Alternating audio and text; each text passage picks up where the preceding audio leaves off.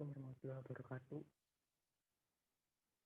Kami dari kelompok 2 akan presentasikan tentang perkembangan ilmu manajemen. Nama kelompok saya Ganang Pandrawasudin dan 3 teman saya Jessica Sake, Anggun Norwifa, dan Marion Dominic Wisiralasi. Latar belakang, manajemen untuk saat ini sudah sangat berkembang pesat dan akan terjadi perkembangan secara menerus-menerus. Tinjauan pustaka ini juga membahas tentang terjadinya perkembangan evolusi ilmu manajemen dari masa lalu hingga masa sekarang ini. Yang pertama ada prinsip teori manajemen aliran klasik. Pada pemikir tersebut memberikan pemateri terhadap masalah-masalah manajemen yang timbul baik itu di kalangan usahawan, industri maupun masyarakat. Tokoh yang pertama adalah Robert Owen tahun 1271 sampai 1858. Dia adalah orang yang menantang praktek-praktek mempekerjakan anak-anak usia 5 atau 6 tahun dan standar kerja 13 jam per hari. Yang kedua ada Charles Babbage tahun 1292 sampai 1871. Beliau adalah seorang guru besar matematika yang tertarik pada usaha penilaian efisiensi pada operasional suatu pabrik dengan menerapkan prinsip-prinsip ilmiah agar terwujud peningkatan produktivitas dan penurunan biaya. Yang selanjutnya ada Frederick W. Taylor tahun 1856 hingga 1915. Dia merupakan dikenal dengan manajemen ilmiahnya dalam upaya meningkatkan produktivitas. Filsafatnya yaitu ada 4. Yang pertama, pengembangan manajemen ilmiah secara benar. Yang kedua, pekerjaan diseleksi secara ilmiah dengan menempatkan pekerjaan yang cocok untuk satu pekerjaan. Yang ketiga, adanya pendidikan dan pengembangan ilmiah dari para pekerja. Dan yang terakhir, ada kerjasama yang baik antara manajemen dengan pekerja. Yang keempat, ada Henry Fayol tahun 1841 sampai 1925. Beliau mengarang buku General and Industrial Management tahun 1916 dengan sebutan teori manajemen klasik yang sangat memperhatikan produktivitas pabrik dan pekerja, di samping memperhatikan manajemen bagi suatu organisasi yang kompleks, hingga beliau menampilkan suatu metode ajaran manajemen yang lebih utuh dalam bentuk cetak biru. Yang selanjutnya ada aliran manajemen modern. Aliran ini lebih kepada aliran kuantitatif, merupakan gabungan dari operational research dan manajemen science. Teknik ilmu manajemen ini membantu para manajer organisasi dalam berbagai kegiatan penting, dalam hal penganggaran modal, manajemen cash flow, penjualan produksi, strategi pengembangan produksi, perencanaan sumber daya manusia, dan sebagainya. Yang selanjutnya lagi ada teori perkembangan manajemen. Filsafat manajemen dan bentuk organisasi berubah seiring waktu untuk memenuhi berbagai kebutuhan baru, yakni mencari pola dan menentukan apakah pola tersebut berulang seiring waktu. Awal abad ke-20, karena berbagai historis, penelitian terhadap masa lalu membantu untuk memahami masa kini maupun masa depan. Cara belajar memahami mengapa berbagai peristiwa terjadi guna memperbaiki organisasi kita di masa depan. Manajemen dan organisasi. Yang pertama ada kekuatan sosial, aspek-aspek budaya yang membimbing dan mempengaruhi hubungan antar manusia. Dan yang kedua ada kekuatan politik, political force, adalah pengaruh lembaga politik dan hukum terhadap manusia dan organisasi. Dan yang terakhir ada kekuatan ekonomi, economic force, berkaitan dengan ketersediaan produksi dan distribusi sumber daya di suatu masyarakat, pemerintah, lembaga militer, gereja, sekolah, dan organisasi bisnis. Di setiap masyarakat memerlukan sumber daya guna mencapai tujuan mereka, dan kekuatan ekonomi mempengaruhi alokasi sumber daya yang angka.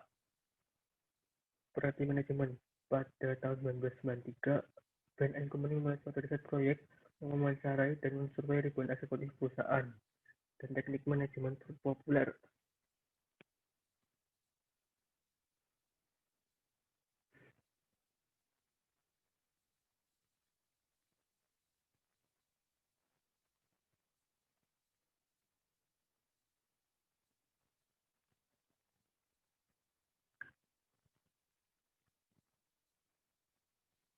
Frederick Winslow Taylor merupakan figur sentral dalam perkembangan pemikiran manajemen.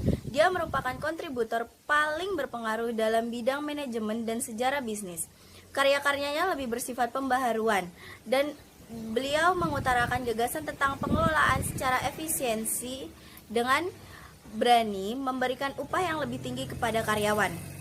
Menurut Frederick Winslow Taylor, pada tahun 1911 yang mempopulerkan manajemen ilmiah atau scientific management dalam bukunya yang berjudul Principle of Scientific Management, yaitu penggunaan metode ilmiah untuk menentukan cara terbaik dalam menyelesaikan suatu pekerjaan.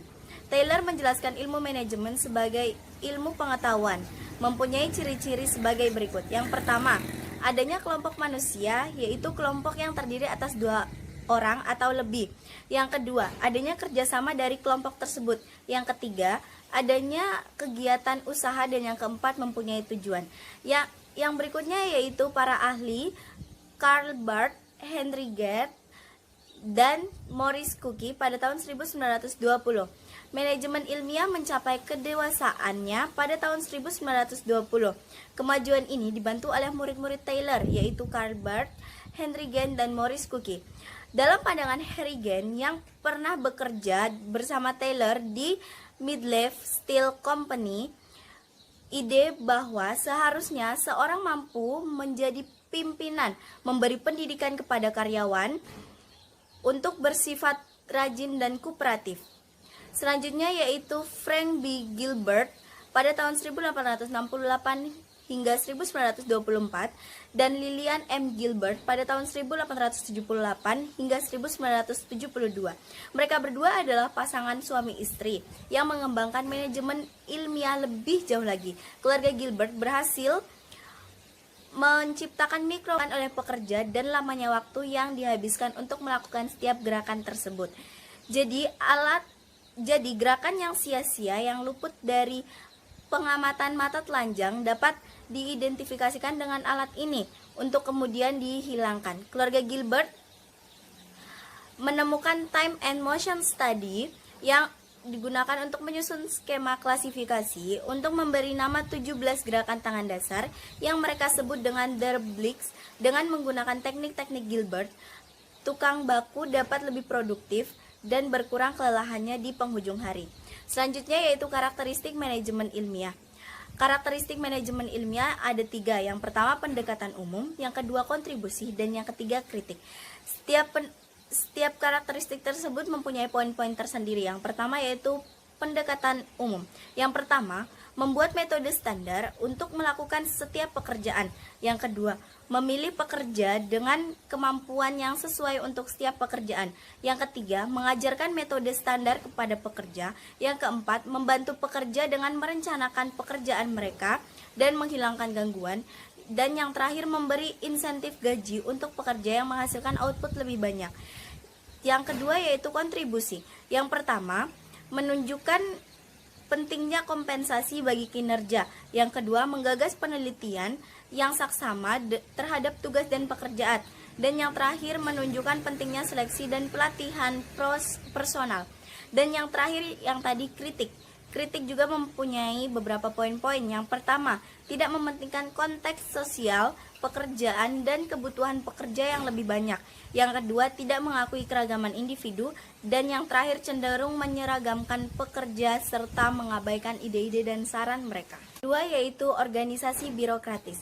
Organisasi birokratis atau bureaucratic organization adalah sebuah pendekatan sistematis yang berkembang di Eropa dan memandang organisasi sebagai suatu keseluruhan serta menekankan manajemen secara impersonal dan rasional dengan menggunakan berbagai elemen seperti otoritas dan tanggung jawab yang didefinisikan dengan jelas, catatan formal, dan pemisahan antara manajemen dan kepemilikan.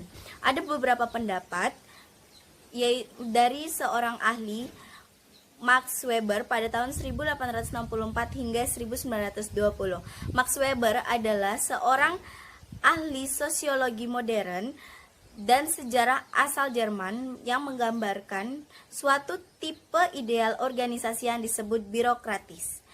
Birokratis adalah bentuk organisasi yang ditandai oleh pembagian kerja, hierarki yang didefinisikan dengan jelas, peraturan dan ketetapan yang rinci, dan sejumlah hubungan yang impersonal.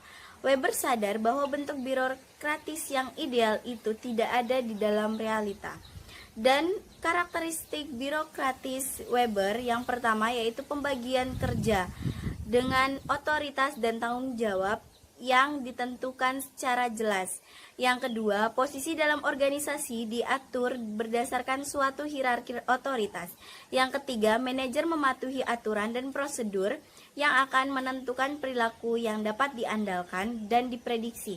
Yang keempat, manajemen terpisah dari kepentingan organisasi. Yang kelima, tindakan dan keputusan administratif dicatat. Dan yang terakhir, seleksi dan promosi personil didasarkan. Dan yang terakhir adalah seleksi dan promosi personel didasarkan pada kualifikasi teknis. Yang ketiga yaitu prinsip-prinsip administratif. Prinsip-prinsip administratif atau administrative principle mengutamakan keseluruhan organisasi daripada pekerja individu dengan merinci fungsi-fungsi manajemen, perencanaan, pengelolaan, pemberian perintah, pengordinasian, dan pengendalian. Ada menurut beberapa ahli, yang pertama yaitu Henry Fayol pada tahun 1841 hingga 1925, yaitu Henry Fayol, seorang insinyur pertambangan Prancis, menandai perkembangan pemikiran manajemen dengan teori administratif satu, yaitu teori mengenai apa yang dilakukan oleh para manajer dan bagaimana cara membentuk praktek manajemen yang baik. Henry Fayol sendiri mengajukan 5 fungsi utama manajemen mulai digunakan sebagai kerangka kerja buku ajar ilmu manajemen pada pertengahan tahun 1950 dan terus berlangsung sampai saat ini. Henry Fayol juga menggagas 14 prinsip manajemen yang menjadi dasar dan nilai keberhasilan manajemen tersebut, yaitu yang pertama pembagian kerja, yang kedua wewenang dan tanggung jawab, yang ketiga disiplin, yang keempat kesatuan perintah, yang kelima kesatuan pengarahan, yang keenam mengutamakan kepentingan organisasi di atas kepentingan sendiri, yang ketujuh pengkajian pegawai, yang kedelapan pemusatan, yang kesembilan hierarki, yang kesepuluh ketertiban, yang ke-11 keadilan dan kejujuran, yang ke-12 stabilitas kondisi karyawan, yang ke-13 prakarsa, dan yang terakhir semangat kesatuan. Selanjutnya yaitu dari Mary Parker Follett pada tahun 1868 hingga 1933. Mary Parker Follett pada tahun 1924, ia mendapatkan pendidikan di bidang filosofi dan ilmu politik dan menjadi terkenal setelah menulis buku berjudul Creative Experience, yaitu suatu filosofi bisnis yang mengutamakan integrasi sebagai cara untuk mengurangi konflik tanpa kompromi. Follett percaya bahwa tugas pemimpin adalah menentukan tujuan organisasi dan mengintegritaskannya dengan tujuan individu dan kelompok. Selanjutnya yaitu Chester E. Barnard pada tahun 1886 hingga 1961. Pada tahun 1938, beliau menulis buku berjudul The Function of the Executive. Buku tersebut menggambarkan sebuah teori organisasi dalam rangka untuk merangsang orang memeriksa sifat sistem koperasi. Barnard juga melihat perbedaan antara motif pribadi dan organisasi. Ia juga menjelaskan dikotomi atau efektif efisiensi. Efektivitas berkaitan dengan pencapaian tujuan dan efisiensi berkaitan dengan sejauh mana motif-motif individu dapat terpuaskan. Pengembangan selanjutnya, Barnard mengembangkan teori penerimaan otoritas, yaitu suatu gagasan bahwa bos hanya memiliki kewenangan jika bawahan menerima otoritas itu. Keseluruhan perspektif klasik sebagai pendekatan terhadap manajemen sangat berpengaruh dan melengkapi organisasi dengan kemampuan dasar penting untuk mencapai produktivitas yang tinggi, memperlakukan karyawan secara efektif. Selanjutnya yaitu perspektif humanistik. Perspektif humanistik atau humanistik perspektif muncul pada abad ke-19 dan menekankan pentingnya memahami perilaku, kebutuhan, dan sikap manusia di tempat kerja, di samping interaktif sosial dan proses kelompok. Perspektif ini mempunyai 3 kajian. Yang pertama yaitu gerakan hubungan manusia, yang kedua perspektif sumber daya manusia, dan yang terakhir pendekatan ilmu perilaku. Yang pertama, gerakan hubungan manusia atau Human Relation Movement didasarkan kepada pemikiran bahwa kontrol paling efektif berasal dari dalam individu pekerja, bukan dari kontrol ketat dan otoriter. Karya pertama mengenai psikologi industri dan seleksi personel tidak begitu diperhatikan karena manajemen ilmiah masih mendominasi. Namun serangkaian penelitian yang dilakukan di perusahaan listrik Chicago yang dikenal sebagai Hawthorne Studies. Teori yang dikemukakan Hawthorne menimbulkan kontroversi. Demikian pula kritik yang diajukan Sykes yang menganjurkan untuk percaya bahwa uang bukan motivasi sementara. Pada kenyataannya apa nih? Pada kenyataannya, bukti-buktinya kemudian ditemukan Hawthorne mengarahkan pada kesimpulan yang berlawanan. Meskipun demikian, menurut Carey, eksperimen Hawthorne konsisten dengan pandangan ekonomi insentif. Eksperimen Hawthorne, serangkaian eksperimen mengenai produktivitas pekerja yang dimulai pada tahun 1924 di instalasi Hawthorne, perusahaan Western Electric di Illinois. Eksperimen ini menyatakan bahwa meningkatnya produktivitas pekerja dipengaruhi oleh perilaku baik dari manajer selama eksperimen ini dilaksanakan. Yang selanjutnya yaitu perspektif sumber daya manusia. Perspektif sumber daya manusia atau Human Resource Perspective tetap berfokus kepada partisipasi pekerja dan kepemimpinan yang bijaksana. Namun penekanannya bergeser sehingga mencakup tugas harian pekerja. Perspektif ini menggabungkan antara aturan perencanaan tugas kerja dengan teori motivasi. Menurut perspektif ini, pekerjaan harus dirancang sedemikian agar tidak dipandang merendahkan. 2 orang kontributor terkenal dari perspektif ini adalah Abraham Maslow dan Douglas McGregor.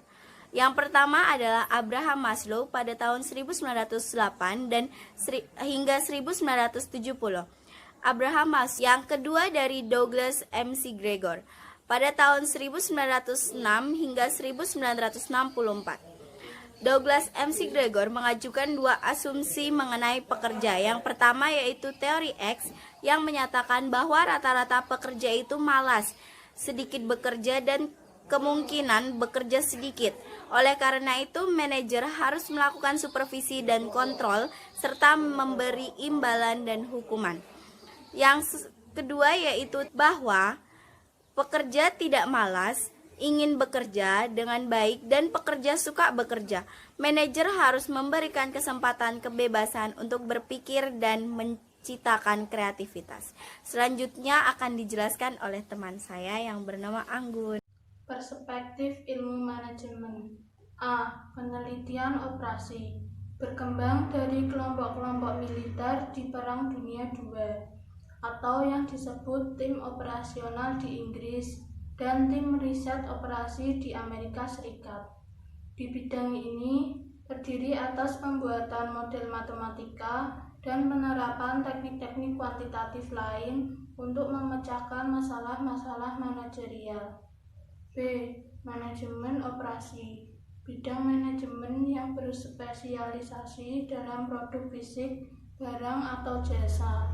Para spesialis manajemen operasi menggunakan teknik-teknik kuantitatif untuk memecahkan masalah-masalah manufaktur. C. Teknologi informasi atau TI merupakan bagian dari perspektif ilmu manajemen yang banyak tercermin dalam sistem informasi manajemen. Sistem ini dirancang untuk memberikan informasi yang relevan bagi para manajer secara cepat dan hemat. Beberapa kecenderungan historis terkini. Konsep-konsep baru bermunculan setelah Perang Dunia II, diiringi oleh menguatnya minat akan aspek manusiawi dan manajemen. 3 konsep baru yang berkembang adalah teori sistem, pandangan kontingensi, dan manajemen kualitas total. Teori sistem. Sistem adalah kumpulan bagian yang saling berhubungan dan berfungsi sebagai suatu kesatuan untuk mencapai tujuan yang sama. Teori ini terdiri atas 5 komponen, yaitu masukan, proses perubahan, keluaran, umpan balik. Beberapa pemikiran teori sistem berpengaruh besar terhadap pemikiran manajemen, yakni meliputi sistem terbuka atau open system dan sistem tertutup atau closed system. Pandangan kontingensi. Perluasan terkini dari pemikiran manajemen adalah pandangan kontingensi atau contingency view.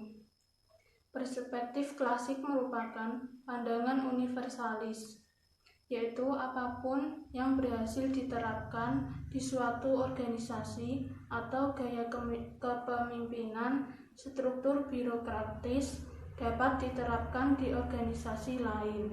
Manajemen kualitas total. 4 elemen penting dari manajemen kualitas adalah keterlibatan karyawan, fokus kepada pelanggan, tolak ukur, dan perbaikan berkelanjutan. Keterlibatan karyawan. Setiap karyawan harus berpartisipasi dalam mengontrol kualitas. Fokus kepada pelanggan. Perusahaan mencari tahu apa yang diinginkan pelanggan dan mencoba memenuhinya. Tolak ukur yang dilakukan untuk mencari tahu bagaimana perusahaan lain melakukan apa yang mereka lakukan dengan baik untuk ditiru atau diperbaiki. Perbaikan berkelanjutan adalah penerapan perbaikan rutin dalam jumlah yang kecil secara bertahap di semua bidang organisasi. Pemikiran manajemen inovasi di masa sulit. Konsep-konsep inovatif senantiasa muncul untuk menanggapi tantangan manajemen di masa sulit ini. Organisasi bereksperimen dengan cara-cara baru dengan mengelola yang dapat lebih baik menjawab tuntutan lingkungan dan pelanggan masa kini. A. Organisasi pembelajaran. Para manajer mulai berpikir mengenai konsep organisasi pembelajaran setelah Peter Senge. Peter Senge menggambarkan jenis perubahan yang harus dilakukan pada manajer untuk membantu organisasi mereka beradaptasi di dunia yang makin kompleks.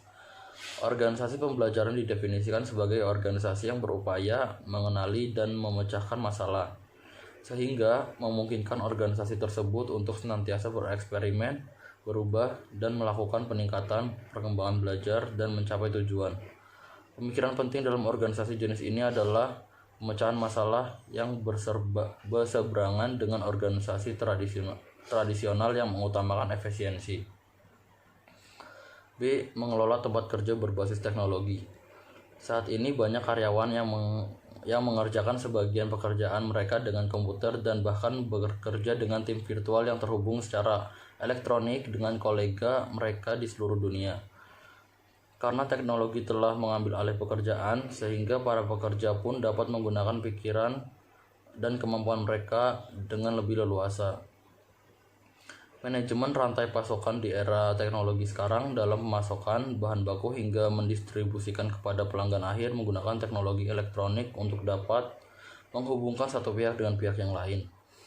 Manajemen hubungan pelanggan dengan memanfaatkan teknologi informasi modern untuk berhubungan dengan pelanggan serta mengumpulkan serta mengelola data pelanggan dalam jumlah besar. Data ini dapat membantu para karyawan untuk bertindak sesuai masukan pelanggan, mengambil mengambil keputusan yang lebih cepat dan memberikan layanan yang lebih baik. C. Manajemen hubungan pelanggan. Manajemen hubungan pelanggan atau yang disebut juga consumer relationship memanfaatkan teknologi informasi modern untuk berhubungan dengan pelanggan serta mengumpulkan dan mengelola data pelanggan dalam jumlah besar. Data ini dapat membantu para karyawan dan manajer untuk bertindak sesuai dengan masukan pelanggan dan mengambil keputusan yang lebih tepat, memberikan pelayanan dan lebih baik. Demikian